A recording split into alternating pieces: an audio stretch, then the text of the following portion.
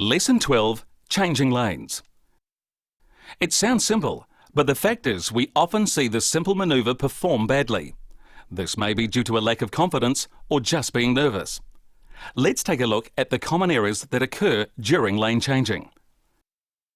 The driver of the blue car is asked to change lanes to the left. The first thing they do is slow down. As you can see, the vehicles to the left begin to pass because the blue car is slowing. Now you cannot expect those drivers to reduce speed to let the blue car in. They don't even know what the driver wants to do anyway. The blue car's not even indicating. Vehicles behind are now forced to slow down. They begin to get impatient and change lanes. This has further increased the problem as they are making it more difficult for the driver to change lanes. This manoeuvre is definitely affecting traffic flow. Now the driver spends too much time looking over the left shoulder and begins to drift across the line. Finally, the blue car has a space. The driver indicates and moves at the same time. Where's the 3-second indication? This manoeuvre hasn't worked at all. The only thing they've achieved is faults against them. Let's take a look at the correct method. First, stay calm. When the testing officer asks you to change lanes, start indicating. It's okay to leave the indicator on as you look and wait for a gap. Notice that the blue car has not reduced speed, and there is no need to.